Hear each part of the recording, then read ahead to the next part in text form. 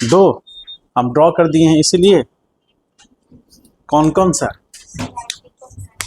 Static और kinetic, और कोई नहीं? Limiting friction force. हाँ, सुबह से गंभीर है। एक काम करेंगे, ऐसे करके एक लाइक डक्ट ऐसे कर देंगे उसको। भगवान करे आपके हिस्से का जो हवा उधर है वो भी मेरे पास आ जाए। कैसे वहां खड़े होकर पढ़ा दे? एक चीज आप सोचने की कोशिश किए हैं कभी कि आखिर उसका जो हवा इधर क्यों लग रहा है? क्योंकि विद्यार्थी को गर्मी ना लगे। टीचर का क्या है?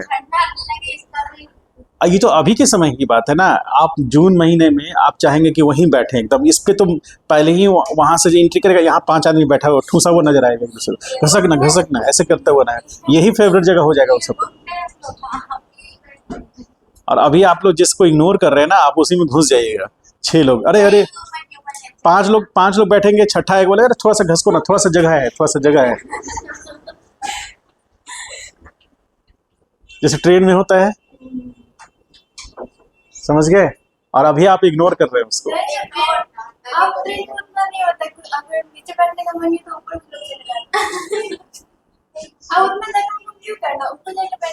अच्छा, और जब ऊपर जिसका सोने का समय आएगा वो अपना सोएगा। आइए, ये अच्छे भारत में रहती है। इसने सुबह ही सुबह उठ करके कसम खाया, मुझे अच्छा पॉजिटिव सोचना है।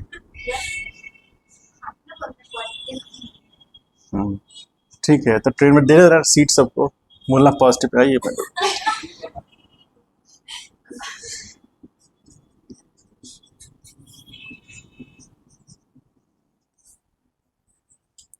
चलिए देखिए यहाँ पर स्टैटिक फ्रिक्शन फोर्स ऑब्वियसली नाम से कनेक्ट है कि स्टैटिक कंडीशन में लगेगा, मतलब रिलेटिव मोशन नहीं होगा। ठीक है, static friction force that is, short में लिख रहे हैं, अभी ध्यान से देखिए, there is no relative motion. तो जब रिलेटिव मोशन नहीं है तो एक्ट क्यों करेगा? बोलिए। हाँ, जब रिलेटिव मोशन नहीं है दो सरफेसेस के बीच में तो क्यों एक्ट करेगा? रिलेटिव मोशन होने की टेंडेंसी है यहाँ, मतलब रिलेटिव मोशन हो नहीं रहा है, टेंडेंसी है। ठीक है, टेंडेंसी ऑफ रिलेटिव मोशन, समझ गए? ठीक, तो यहां टेंडेंसी है, रिलेटिव मोशन होगा नहीं, टेंडेंसी है। साथ साथ it is self adjustable force. सबने इसको रट लिया है, अच्छी बात है। सेल्फ एडजस्टेबल फोर्स है, तो क्यों यू नहीं है सर? नहीं, वो सेल्फ एडजस्टेबल फोर्स नहीं है, वो फिक्स फोर्स है। समझ गए? जब पानी सर के ऊपर से निकल जाए तब वो पढ़ेंगे। पानी सर के ऊपर, समझ रहे हैं? एक आम मुहावरा है, हालांकि पानी कभी सर के ऊपर निकलता नहीं है, आम मुहावरा है कि बहुत हो गया पानी, अब सर के ऊपर गुजर गया। ठीक है, तो कभी देखें जो बोल रहा होता है उसके सर के ऊपर से पानी गुजर रहा होता है? नहीं ना। तो आखिर वो पानी है कहाँ? ये मुहावरा है। जैसे और बहुत सारे छोटे छोटे मुहावरे नहीं होते हैं कि क्या, एक मुहावरा था, नाको तले चने चबाना, ऐसे करके नहीं था? दांतों तले, हम बहुत थोड़ा नहीं, तो दांत से तो चना आसान बात है।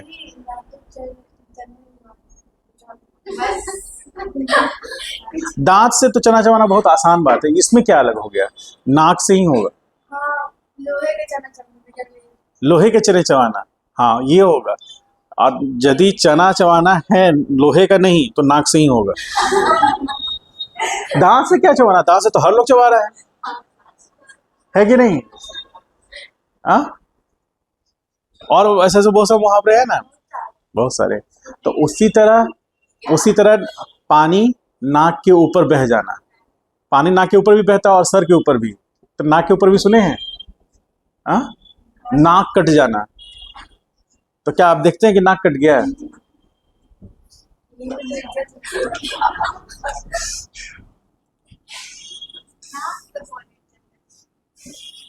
चलिए, आइए, तो ये चीज हो गया। अब हम लोग आते हैं काइनेटिक फ्रिक्शन में। जस्ट लिख देते हैं when it act, when there is relative motion between two contact surface.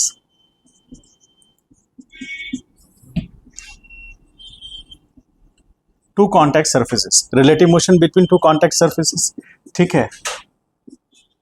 The magnitude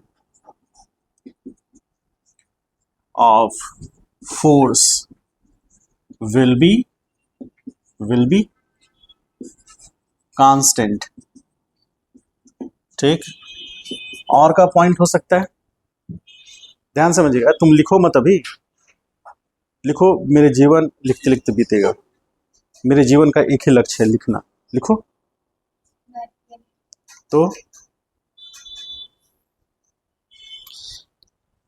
अब मैग्नीट्यूड कांस्टेंट है, डायरेक्शन इस बात पे डिपेंड करेगा कि रिलेटिव मोशन हो कहाँ रहा है। मैग्नीट्यूड कांस्टेंट क्यों है? क्योंकि एक थ्रेशोल्ड लिमिट है, उसको क्रॉस करने के बाद अब बॉडी को मोशन करने से कोई नहीं रोक सकता।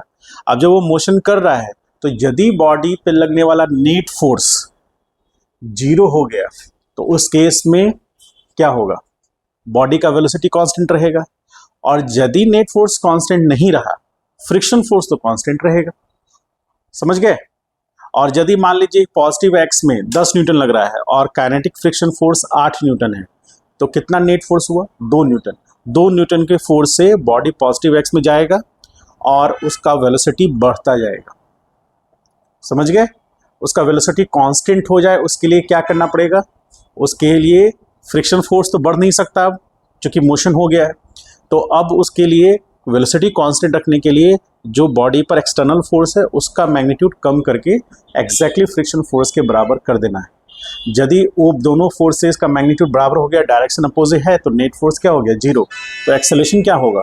0। और जब एक्सेलरेशन 0 तो बॉडी का वेलोसिटी कांस्टेंट रहेगा। तो ऐसे मोशन को हम लोग यूनिफॉर्म मोशन कहेंगे, ठीक है।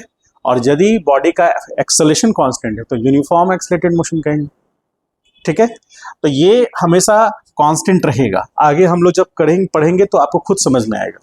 अब हम लोग थोड़ी सी इसकी बात करते हैं कि क्यों ये एडजस्टेबल फोर्स है, क्या कारण है। तो हम लोग बात करते हैं पहले कि द मैग्नीट्यूड ऑफ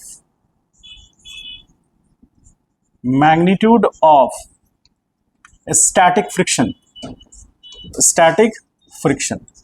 तो स्टैटिक फ्रिक्शन फोर्स का हम कैसे मैग्नीट्यूड निकाल सकते हैं? तो इन जनरल Fs से डिनोट करते हैं। Fs is directly proportional to normal force, ये नॉर्मल फोर्स हुआ, और Fs is equal to mu into n, और यहां म्यू क्या होगा? s, ठीक है। तो ये टाइप का कांस्टेंट है ये, ठीक है। तो म्यू एस, पहले म्यू को हम लोग समझ लेते हैं क्या है। म्यू मतलब coefficient of friction, depends on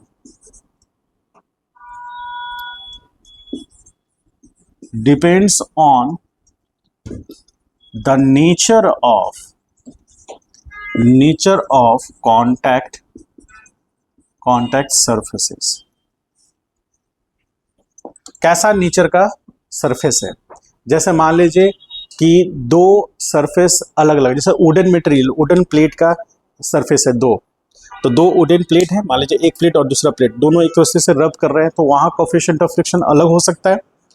यदि मान लीजिए कि हम कोई और दो बॉडी ले रहे हैं, यदि मान लीजिए ग्लास ले रहे हैं, तो ग्लास के बीच का फ्रिक्शन अलग हो सकता है, क्योंकि उनके कॉन्टैक्ट सरफेस अलग अलग है।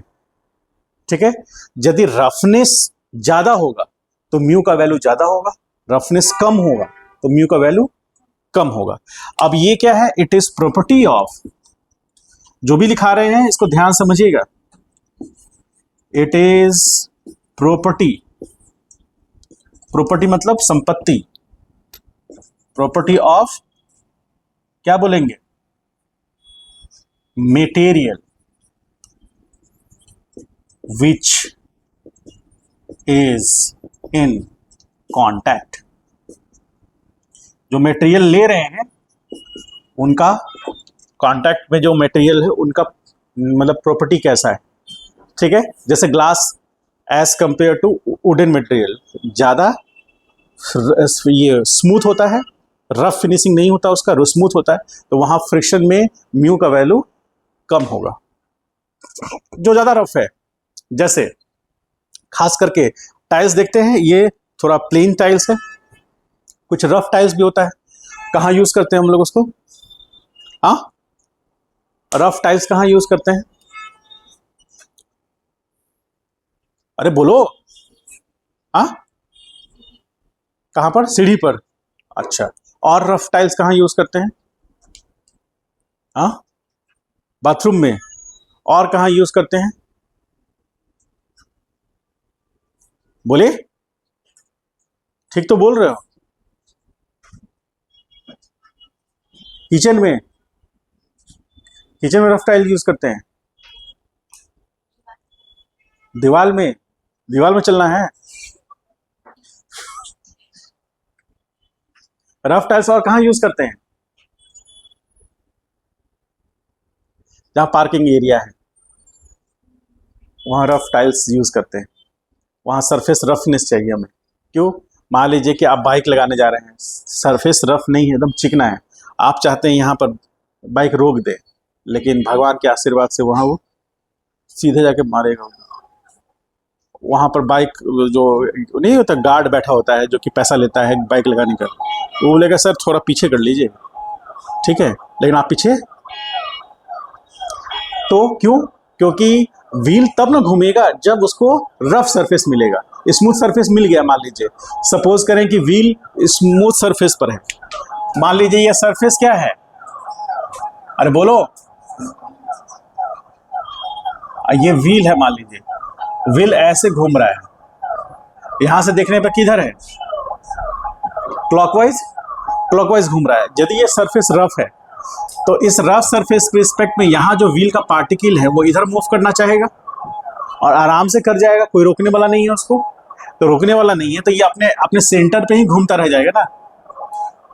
कुछ ऐसा सिचुएशन आ जाएगा जैसे मान लीजिए कि पुराना एवन साइकिल देखे हैं, एटलस या एवन का साइकिल, उसमें क्या होता है, उसका स्टैंड कैसा होता है, उस साइकिल का पीछे से कैरियर ऐसे उठाइए और स्टैंड ऐसे लगाइए, उसको रख, अब छोड़ दीजिए, आप पैडल पूरा घुमाइए, व्हील घूमता रहेगा, है ना।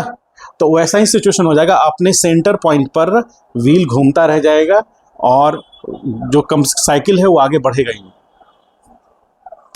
ठीक है, कभी ऐसा किए हैं आज तक, कभी आपके पास वो बड़ा वाला एटलस का साइकिल देखे हैं, कभी चलाए हैं आप, कभी नहीं चलाए हैं, चलाए ही नहीं है, साइकिल चलाए हैं वो वाला नहीं चलाए हैं। हम तो ऐसे करके, छोटा थे तो ऐसे पकड़ते थे, ऊपर तो बैठ ही नहीं पाएंगे तो ऐसे करके घुसा के इससे और उसको हल्का सा टिल्ट कर ले देते, क्यों, इधर करेंगे सेंटर ऑफ मास डिस्टर्ब हो जाएगा, गिर जाएंगे, सेंटर ऑफ मास को शिफ्ट कर देता है, और कैसे ऐसे घुसा लेते थे और जो पैडल मारना शुरू कर दे, फिर उसके बाद हम किसी को सुनते ही नहीं थे, कोई भी साइकिल का मालिक ही क्यों ना जाए, हट हट, दो आदमी नहीं बैठाएंगे, रिस्की है पता चला वो रोक रहा था, ठीक है। और उसके बाद तो कोई भी काम, पूरा मोहल्ले का हम ठेका ले लेते थे, हाँ आपको काम है लाइए, गेहूं पिसाना है आपको, चावल आपको, अपने हस्बैंड पिसाना है, ठीक है हाँ अच्छा, जैसे मान लीजिए ये कीचड़ है यहाँ पर, ये व्हील है, तो यहाँ कॉन्टेक्ट सरफेस, तो यहाँ तो ये व्हील, ये पार्टिकल जो है वो तो नेगेटिव एक्स में जाना चाहेगा टेंजेंशियल डायरेक्शन में। तो यदि यहाँ पर मड है तो मड उसके साथ मतलब कि फिक्स हो गया, क्योंकि अटैच इसलिए होगा क्योंकि वहाँ पानी है। पानी क्या उसके पास कैसा नेचर का होता है, कोहेसिव या एडहेसिव? एडहेसिव नेचर होता है, दो अलग अलग पार्टिकल के बीच में जो अट्रैक्टिंग फोर्स लगता है, तो मड उस व्हील में चिपक जाएगा। अब ये तेजी से इधर जाएगा तो मड भी ऐसे ही उसके साथ में टेंजेंशियल डायरेक्शन से ऐसे निकलेगा। ऐसे निकलने के बाद वो ऐसे गिर जाएगा। देखते हैं पूरा कीचड़ निकलता रहता है, अब व्हील आगे नहीं बढ़ पाता है। वो इसलिए होता है क्योंकि वो कीचड़ को टेंजेंशियल डायरेक्शन में फोर्स दे रहा है और उसका मास खुद इतना ज्यादा है कि वो ऊपर जा उसके साथ जा नहीं सकता, सेल्फ वेट के कारण वो इधर टेंजेंशियल डायरेक्शन में गिर जाता है। देखें आप लोग कभी ऐसा देखे हैं फिल्म में या फिर कभी रियल लाइफ में भी देखे हो?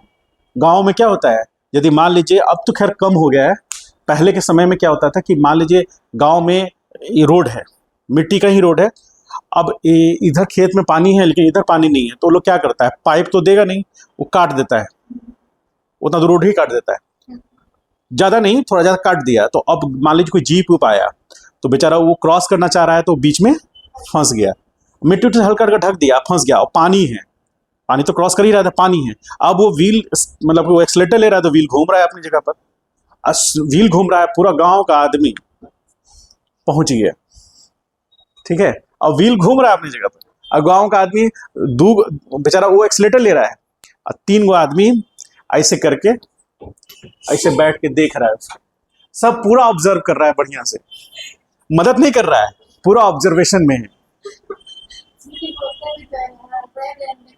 हाँ, उसके बाद फिर 2-4 लोग आएगा उसको सपोर्ट देगा तो ऐसा करके उठाएगा तो गाड़ी आगे बढ़ जाता है क्योंकि उसको हार्ड चीज मिल जाता है, ठीक है। उसमें तीसरा आदमी हम ही थे,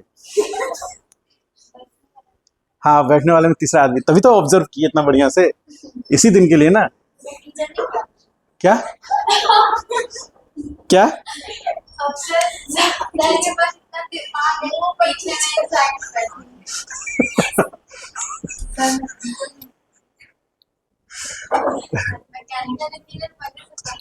मैकेनिकल इंजीनियर है तो बैठ नहीं सकते क्या?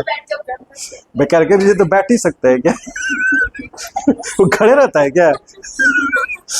डिग्री से पहले क्या एक रॉड लगा लेता है? मैकेनिकल इंजीनियर ओ सिंसियर आदमी नहीं बैठता है। चलो तुम रहने दो, जितना बोलोगी उतना ही ज्यादा मजाक उड़ जाएगा। आइए देखिए यहाँ पर, तो ये हमारे लिए इंपॉर्टेंट है। म्यू क्या है? Coefficient of friction. इसको हम बताने की कोशिश इसलिए बार बार कर रहे हैं क्योंकि इसको समझना, ये एक्सपेरिमेंटल डाटा निकल के आता है, एक्सपेरिमेंट से निकल के आता है, ठीक है। जैसे एक्सपेरिमेंट में हम अलग अलग मटेरियल के लिए अलग अलग निकालते हैं, एंगल ऑफ रिपोज भी हम लोग कहते हैं उसको, हम आपको बताएंगे, यहाँ प्रैक्टिकल करके दिखाएंगे आपको एंगल ऑफ रिपोज क्या होता है, ठीक है। तो हर मटेरियल का अपना एंगल ऑफ रिपोज होता है, हर मटेरियल का अपना रफनेस होता है, तो उसका प्रॉपर्टी जो है वही म्यू कहलाता है, ठीक है। अब म्यू हो गया, एस क्यों लगा हुआ है? क्योंकि ये स्टैटिक फ्रिक्शन का म्यू है, मतलब अब जब कोएफिशिएंट ऑफ फ्रिक्शन होगा वो अलग अलग कंडीशन में अलग अलग तरह से बिहेव करेगा, ज्यादा का अंतर नहीं होता, थोड़ा सा अंतर होता है। स्टैटिक फ्रिक्शन में जो कोएफिशिएंट ऑफ फ्रिक्शन होगा उसका वैल्यू थोड़ा ज्यादा होगा, किसके रिस्पेक्ट में? काइनेटिक फ्रिक्शन के रिस्पेक्ट में। क्यों? इसका रीजन क्या है कि जो क्रस्ट और ट्रफ जो है, दो अलग अलग सरफेसेस के बीच में जो एंगेजमेंट है वो टूट चुका है। किसमें? वो टूट करके आगे बढ़ चुका है। अब कोई कनेक्शन, कोई भी टेम्पररी वेल्डिंग नहीं हो रहा है, लेकिन स्टैटिक फ्रिक्शन में अभी भी वहां टेम्पररी वेल्डिंग है, रिलेटिव मोशन नहीं हो रहा है। तो वो क्या कर रहा है किसी नीचे वाला दूसरे सरफेस का क्रस्ट और इसका ट्रफ एक दूसरे के साथ इंटरलॉक हो गया है, और इंटरलॉक होने के कारण एक टेम्पररी वेल्डिंग्स हो गया है उनके बीच में, तो वो ज्वाइंट हो गया है। अब उसको ओवरकम करेगा एक्सटर्नल फोर्स, तब वो बॉडी मोशन करेगा, समझ गए। तब तक वो क्या कर रहा है, फ्रिक्शन फोर्स उसको रोक ले रहा है। इसीलिए उसमें जो मटेरियल का प्रॉपर्टी है उसको हम लोग स्टैटिक फ्रिक्शन से, कोएफिशिएंट ऑफ स्टैटिक फ्रिक्शन से दिखाते हैं। इसलिए कोएफिशिएंट ऑफ स्टैटिक फ्रिक्शन ज्यादा होता है as compare to coefficient of kinetic friction, ठीक है। तो अब हम लोग इसमें इंटर करेंगे और बेहतर तरीके से। तो it is properties of material which is in contact. अब हम लोग बात करेंगे म्यू एस का। म्यू एस, तो ये हो गया कोफिशिएंट ऑफ क्या बोलेंगे, static friction. Coefficient of static friction मतलब ये तब अप्लीकेबल है जब जब वो बॉडी क्या है, रेस्ट पर है, तब ये स्टैटिक फ्रिक्शन लगेगा। ठीक है, अब इसकी खासियत क्या है, म्यू एस इज ग्रेटर और इक्वल टू 0 और लेस देन इक्वल टू, ये एक्सपेरिमेंट रिलेशंस है, ये एक्सपेरिमेंट से आया है। ठीक है, अब इसमें आप ये समझिए कि म्यू एस का वैल्यू क्या होगा। This implies mu s is equal to क्या होगा, एफ एस डिवीजन में क्या होगा, एन। ठीक है, और हम लोग लास्ट क्लास में क्या निकाले थे, टैन अल्फा बराबर क्या निकला था, एफ एस। अब मान लीजिए सपोज करें हम क्या निकला था, अच्छा एफ कर देना। अब मान लीजिए सिचुएशन कुछ इस तरह से आया था, ध्यान से देखिएगा, ये हमारा नेट कांटेक्ट फोर्स था जिसको हम लोग किससे डिनोट किए थे, नेट कांटेक्ट फोर्स को एफ से डिनोट किए थे, और ये एक friction force plus normal force यही था, और ये नॉर्मल फोर्स था और ये फ्रिक्शन फोर्स था। ठीक है, ये एंगल अल्फा लिए थे। मान लीजिए वर्टिकल में इस एंगल को हम अल्फा ले लें या इस एंगल को हम बीटा मान लें, इस एंगल को बीटा मान लें, तो इस एंगल को जब हम बीटा मानेंगे तो क्या सिचुएशन होगा,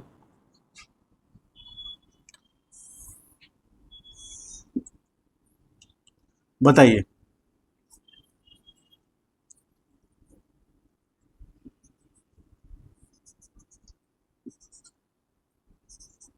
ये नॉर्मल फोर्स था और ये क्या था, फ्रिक्शनल फोर्स था, और उनके बीच का ये नेट कांटेक्ट फोर्स याद है सबको। इसको हम लोग क्या बोले थे, आर मान लीजिए, आर बोले या फिर जो भी बोल सकते हैं आप। ये फ्रिक्शन फोर्स प्लस ये क्या हो गया, नॉर्मल फोर्स। इसको हमने अल्फा माना। मान लीजिए सपोज करें ये बीटा है, तो हम क्या टैन बीटा क्या लिख सकते हैं, टैन बीटा क्या लिख सकते हैं, बोलिए। ये परपेंडिकुलर, तो ये होगा क्या, फ्रिक्शनल फोर्स, और ये नॉर्मल, तो एफ एस बाई एन, ऐसा लिख सकते हैं, लिख सकते हैं टैन बीटा बराबर, लिख सकते हैं ना। तो टैन बीटा, अब जब हम इस ट्रायंगल में देख रहे हैं, ये ट्रायंगल में देख रहे हैं, तो टैन बीटा बराबर क्या आया, friction force by normal force, perpendicular by base, ये आया, और यही क्या बन जाएगा, होगा वहां से, बोलिए। अब यहां पर फ्रिक्शनल फोर्स कैसा फोर्स की बात हो रही है, स्टैटिक फ्रिक्शन का, तो यही क्या वैल्यू बनेगा, यही वैल्यू यहां पर F s static friction by normal is equal to क्या होगा, म्यू एस बराबर क्या, टैन, होगा ऐसा, बोलिए।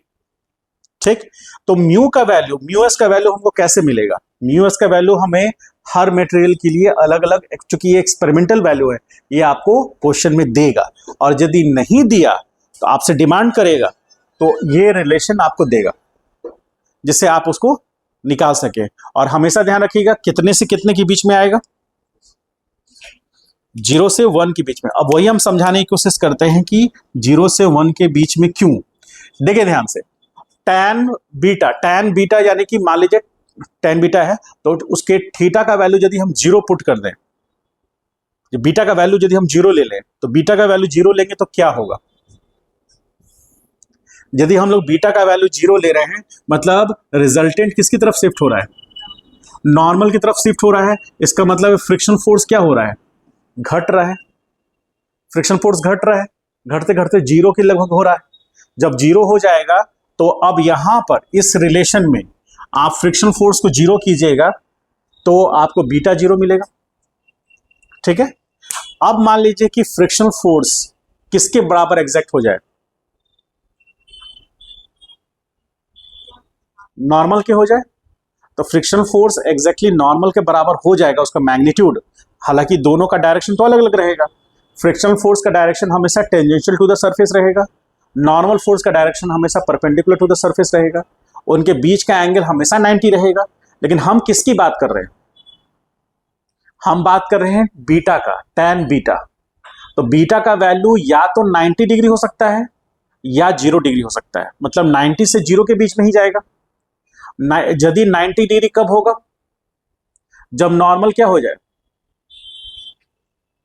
बोलो, डायग्राम देख के बताइए। अरे ये बीटा का वैल्यू 90 डिग्री कब होगा? जब ये इधर आएगा, इसका मतलब नॉर्मल 0 हो जाएगा।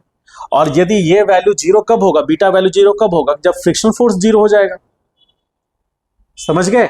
तो अब इसको आप समझिए, ये रेशियो को, तो आप फ्रिक्शन फोर्स बाय नॉर्मल, तो फ्रिक्शन फोर्स यदि 0, उस केस में ये रेशियो क्या हो जाएगा? 0। तो ये रेशियो 0, इसका मतलब फ्रिक्शन फोर्स है ही नहीं। तो म्यूएस का वैल्यू कितना, और ये बीटा का वैल्यू मैक्सिमम कितना हो सकता है? 90 हो सकता है। तो बीटा का वैल्यू 90 होगा, उस केस में नॉर्मल क्या हो जाएगा? तो नॉर्मल 0 हो जाएगा, तो इंफिनिटी आ जाएगा। ठीक। लेकिन यदि ये दोनों ही वैल्यू बराबर हो जाए, कौन? फ्रिक्शन फोर्स और नॉर्मल, तब म्यूएस का वैल्यू कितना होगा? 1 होगा। तो इसका मतलब यह है कि बीटा का वैल्यू कहां से कहां वैरी कराना है हमको? 0 से 45। 0 से 45। इसका मतलब है कि नॉर्मल तो 0 नहीं होगा, फ्रिक्शन फोर्स यदि नॉर्मल के बराबर हुआ तब म्यू का वैल्यू मैक्सिमम होगा। फ्रिक्शन फोर्स का वैल्यू यदि 0 हो गया तो म्यू का वैल्यू, अरे कुछ बोल ही नहीं, अरे फ्रिक्शन फोर्स 0 होगा तो म्यू का वैल्यू 0 होगा ना? तो बोलोगे ना? समझ में नहीं आ रहा है तो हाँ या ना बोलिएगा। तो आपको रिलेट करके बता रहे हैं, आप समझ ही नहीं पा रहे, आप मेरा चेहरा देख रहे हैं, हमको यहां दिखाना है। जब फ्रिक्शन फोर्स 0 हुआ तो म्यूएस कितना हो गया? 0। अब फ्रिक्शन फोर्स नॉर्मल के बराबर हो गया तो कितना हुआ? 1। उसी की वजह वेरी करना, क्योंकि इन्फिनिटी के लिए तो वो 90 के लिए तो इनफाइनाइट हो जाएगा। हमको इनफाइनाइट वैल्यू नहीं लेना है, हमको कौन से 0 से 1 के बीच का वैल्यू लेना है। इसका मतलब है कि यदि म्यूएस का वैल्यू 0 की तरफ है, इसका मतलब है कि 0 कब होगा? जब फ्रिक्शन फोर्स 0 होगा, यानी सरफेस बिल्कुल स्मूथ है। और जब म्यू का वैल्यू बढ़ रहा है, कहां तक बढ़ेगा? 1 तक। तो 1 पे आ जाएगा, इसका मतलब फ्रिक्शन फोर्स मैक्सिमम है, यानी कि रफनेस मैक्सिमम है।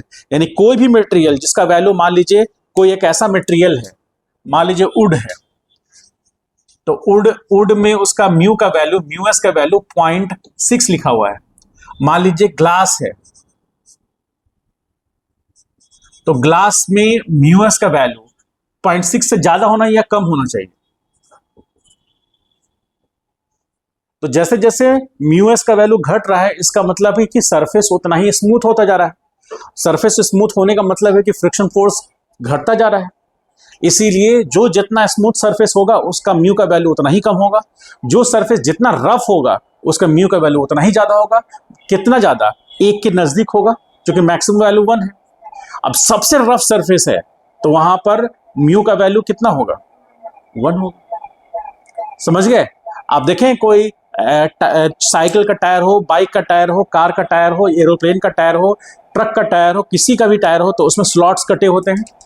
वो इसलिए होते हैं कि उसमें ग्रिप आए, कि सरफेस उसको स्मूथ ना मिले। स्मूथ सरफेस मिलेगा तो वो व्हील रोटेट कर जाएगा, अपनी पोजीशन पे ही गाड़ी आगे नहीं बढ़ पाएगा। इसीलिए हर टायर में उसके ग्रूविंग किया जाता है, वहां पर ग्रुप्स तैयार किए जाते हैं ताकि उसमें मटेरियल्स आकर के लॉक हो जाए। समझ गए? क्लियर है? तो ये चीज आपको ध्यान में रखना है, म्यूएस कोएफिशिएंट ऑफ फ्रिक्शन, जिसका वैल्यू इनके बीच में वैरी करेगा। और यदि म्यू का वैल्यू 0, इसका मतलब सरफेस बिल्कुल स्मूथ है, और यदि म्यू का वैल्यू 1 की तरफ शिफ्ट हो रहा है, इसका मतलब सरफेस रफ हो रहा है। लिखिए, इसको कंप्लीट कीजिए, फिर लिखाते हैं।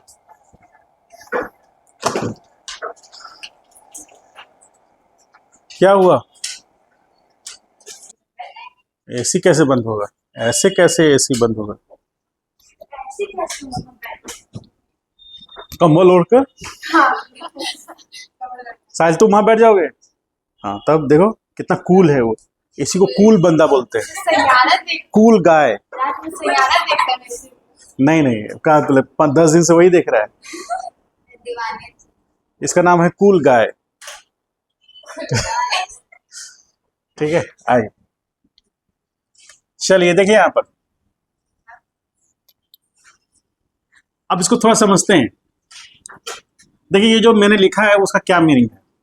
देखिए जीरो से यदि फ्रिक्शन फोर्स एक्ट कर रहा है, और अब हम लोग किसकी बात कर रहे हैं, सिर्फ स्टैटिक की हम लोग बात कर रहे हैं, स्टैटिक फ्रिक्शन फोर्स का। अभी हम लोग डायनामिक की बात ही नहीं कर रहे हैं। ठीक है, अब क्वेश्चंस करेंगे हम इस पे हम लोग। तो स्टैटिक फ्रिक्शन फोर्स में हमने एफएस जो लिखा है, ये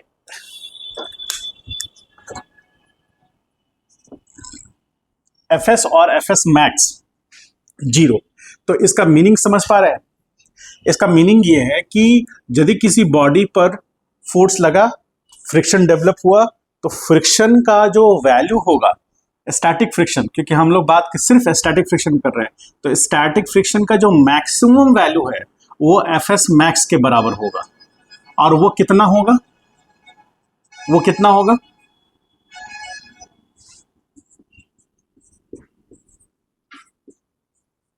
म्यू एस इंटू एन, यानी कि एफ एक्स का maximum value mu s into n होगा।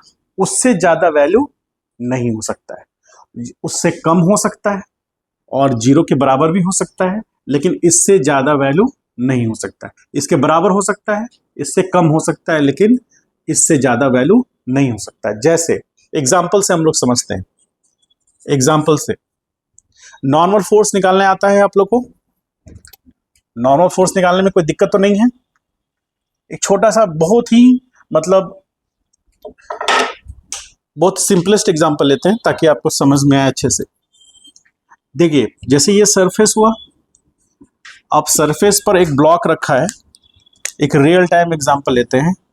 एक ब्लॉक है, तो इस ब्लॉक का मास m बराबर सपोज 4 kg, ठीक है, और इसमें g का वैल्यू हम 10 लेके चलते हैं, मीटर पर second square.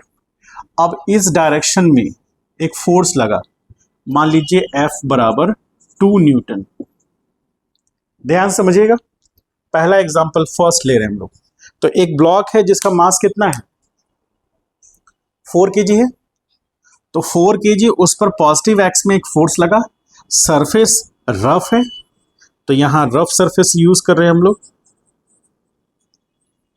Rough surface, mu का वैल्यू, म्यू एस का वैल्यू सपोज मान लेते हैं कि 0.5 है।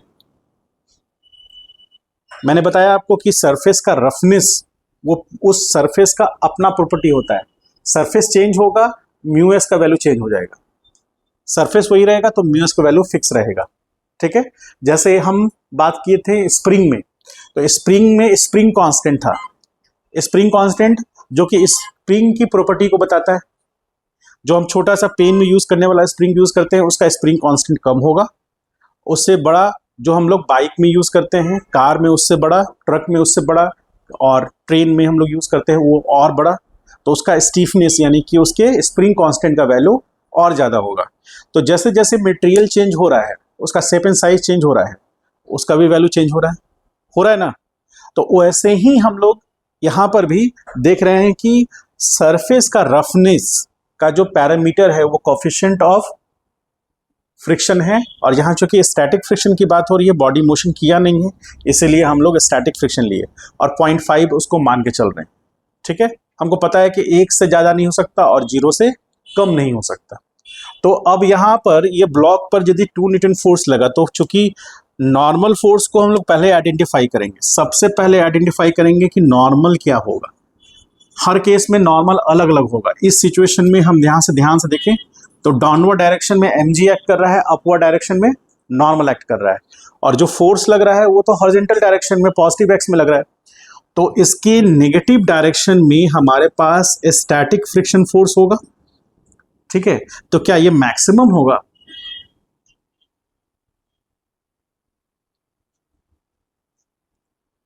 अब देखते हैं कि क्या होगा। हमें पता है कि एफ एस का जो वैल्यू होगा वो म्यू एस इंटू एन। यदि ऐसा लिखेंगे तो ये गलत होगा। हमें क्या लिखना होगा, हमें लिखना होगा Fs max is equal to mu s into n. आपको पता है यहां से कि n इज इक्वल टू क्या होगा, mg, मास कितना है ब्लॉक का 4 into 10, that is equal to कितना 40 न्यूटन। n बराबर कितना है 40 न्यूटन, और म्यू एस कितना है, और n का वैल्यू 40, तो ये कितना हो गया 20 न्यूटन होगा। तो Fx मैस का वैल्यू कितना आया 20 न्यूटन। ठीक है, तो ये मैक्सिमम वैल्यू है, और हमको पता है कि Fs greater equal to 0 and less than equal to Fs max. अच्छा, एक चीज मुझे ये बताएं कि यहां पर जो एक्सटर्नल फोर्स लगा है उसका मैग्नीट्यूड कितना है, तो यहां पर Fs का वैल्यू कितना हो, 2 न्यूटन।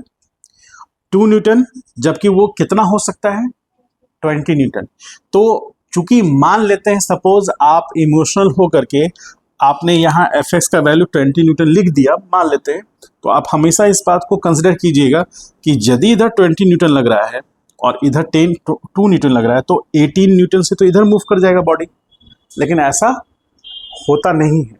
इसका मतलब है कि पॉजिटिव एक्स में लगने वाला जितना फोर्स है उतना ही मैग्नीट्यूड का नेगेटिव एक्स में लगने वाला फोर्स होगा। तो जैसे मैंने डिस्कस किया था कि frictional force is itself a self adjustable force, तो अपने आप को एडजस्ट कर लिया, वो तो अपने आप को एडजस्ट किया तो 20 न्यूटन वो लगा सकता है, लेकिन 20 न्यूटन उसको जरूरत नहीं है। जैसे मान लीजिए सपोज करें कि आपका एक फ्रेंड है, आपको जरूरत 100 रुपए की है, लेकिन उसके पास तो बहुत पैसा है, उसके पास मान लीजिए 1000 रुपया है, आपको जरूरत 100 रुपए की है, तो वो आपको कितना देगा 100 रुपये। मान लीजिए कल को जरूरत उसको 200 रुपए की थी पड़ेगी, तो वो आपको 200 रुपये देगा, आपको जितनी रिक्वायरमेंट है वो उतना देगा। लेकिन यदि आप उससे मांग लीजिएगा कि भाई 1050 रुपया दो मुझे, तो वो 1000 तो दे देगा, लेकिन 50 रुपया तो वो दे नहीं सकेगा, क्योंकि 50 रुपया उसके पास है ही नहीं। उसके पास कितना है टोटल 1000। तो सेम एग्जैक्ट यही कंडीशन यहां पर होता है। फ्रिक्शन फोर्स का मैक्सिमम वैल्यू, जैसे आपके फ्रेंड के पास 1000 रुपीज है, अब जो एक्सटर्नल फोर्स आपसे डिमांड कर रहा है उसका वैल्यू कितना है, तो एक्सटर्नल फोर्स का डिमांड है 100 रुपए का, तो 100 न्यूटन या 100 रुपए ही मान लीजिए, तो उतना वो खर्च करेगा, उतना वो दे देगा, और उतना ही वैल्यू वो रखेगा। तो इसको रिक्वायरमेंट थी 2 न्यूटन का, लगा कितना सकता था ये 20 न्यूटन, लेकिन इसने कितना लगाया जितना इसकी रिक्वायरमेंट थी। ठीक है, अगले केस में मान लीजिए कि ये जो एक्सटर्नल एजेंट है मान लीजिए हम ही है, तो मैंने 2 न्यूटन से फोर्स बढ़ा करके 4 न्यूटन कर दिया, या 6 न्यूटन मान लीजिए कर दिया मैंने। तो सेकंड डायग्राम में देखिए ध्यान से, तो सेकंड केस में यदि इसी सिचुएशन में हम रहेंगे तो ध्यान से देखिएगा, तो इधर फोर्स बढ़ करके हो गया 6 न्यूटन। ठीक, अपवर्ड डायरेक्शन में तो नॉर्मल है ही, डाउनवर्ड डायरेक्शन में mg तो है ही। अब नेगेटिव x डायरेक्शन में जो फ्रिक्शन फोर्स डेवलप किया, तो ये यहां पर Fs होगा, और इसकी वैल्यू कितनी होगी 6 न्यूटन की। तो जैसे फोर्स का मैग्नीट्यूड बढ़ाया तो फ्रिक्शन फोर्स ने अपना मैग्नीट्यूड बढ़ा दिया, सो दैट कि यहां पर F नेट किस डायरेक्शन में, x एक्सिस में क्या है 0, तो यहां पर क्या होगा F नेट किस डायरेक्शन में, x डायरेक्शन में 0, यानी कि इसमें भी नेट फोर्स x एक्सिस में 0 है, इधर भी नेट फोर्स x एक्सिस में 0 है, और y में तो 0 है ही। ठीक है, अब मान लीजिए थर्ड केस लेते हैं। थर्ड केस में ध्यान से देखिएगा, थर्ड केस में हम फोर्स की मैग्नीट्यूड को और बढ़ाते हैं। थर्ड केस में मान लीजिए हमने F का वैल्यू, F बराबर सपोज 19 न्यूटन कर दिया, अपवर्ड में नॉर्मल है, डाउनवर्ड डायरेक्शन में mg है। तो यदि हमने एक्सटर्नल फोर्स यदि हमने बढ़ा करके 90 न्यूटन कर दिया है तो एफ एस बराबर कितना होगा 90 न्यूटन। अभी भी बॉडी किस में है, इसमें भी एफ एक्स एफ नेट किस एक्सिस के अलॉन्ग, एक्स के, तो क्या मिल रहा है 0। अब मान लीजिए 4 पॉइंट में हम लोग देखें,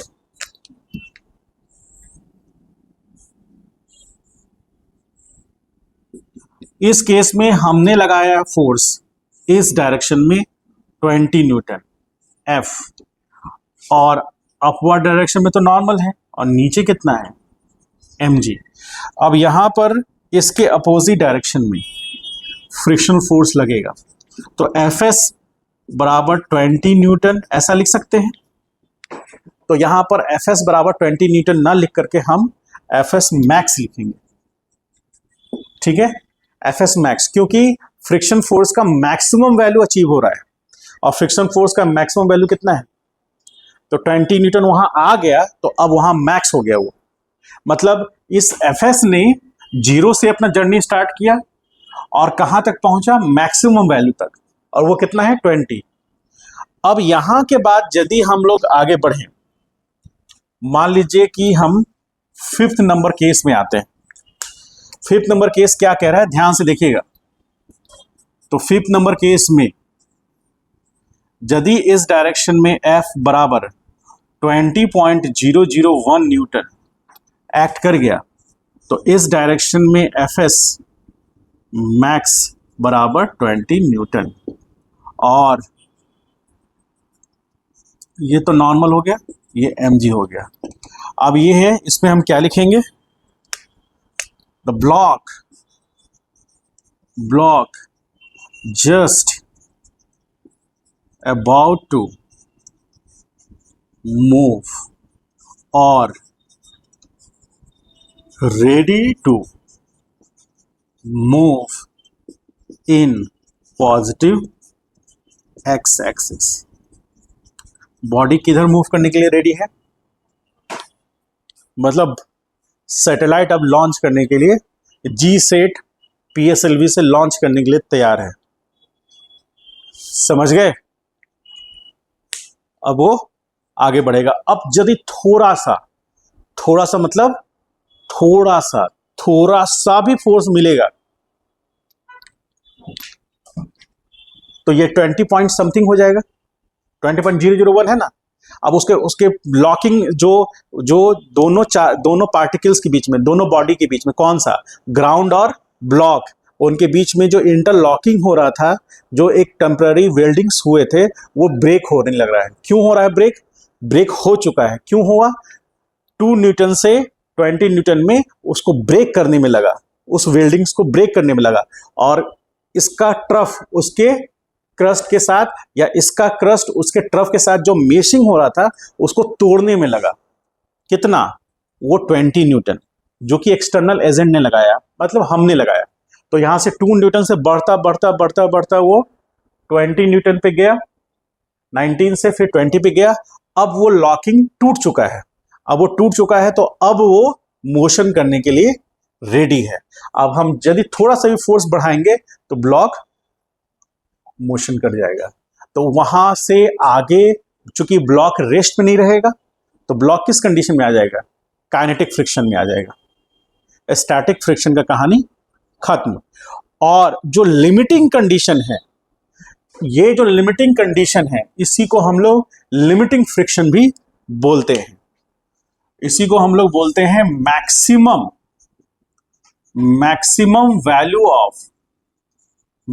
वैल्यू ऑफ स्टैटिक फ्रिक्शन, और इसी को हम लोग क्या बोलते हैं, और लिमिटिंग फ्रिक्शन।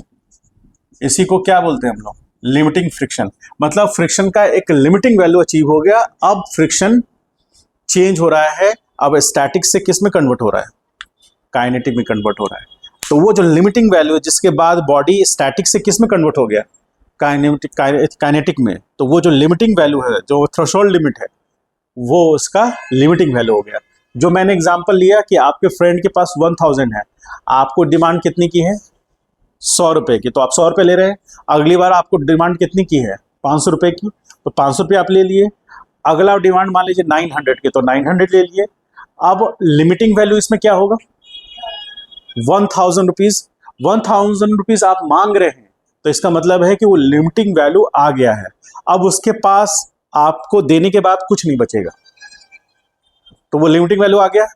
अब उसके बाद यदि आप 1000 रुपये से ज्यादा मांगेंगे तो क्या होगा, 2 थप्पड़ लगेगा, हे करेंगे आप, क्योंकि उससे ज्यादा आप 1 रुपया मांगेंगे तो वो दे नहीं सकेगा, तो वो आपका लिमिटिंग वैल्यू हो गया। समझ गए? तो वो लिमिटिंग वैल्यू आपका मैक्सिमम स्टैटिक फ्रिक्शन फोर्स को ही कहते हैं। समझ गए इस बात को? तो ये वो कंडीशन है जब बॉडी मोशन करने के लिए रेडी है, एकदम तैयार है, एकदम फ्रेश माइंड से तैयार है। हाँ सर, अब बोलिए अब कहाँ चलना है, तो आप धकेलेंगे, उसको फोर्स देंगे, वो उस मुताबिक मोशन करेंगे। समझ गए कहानी? चलिए छापिए।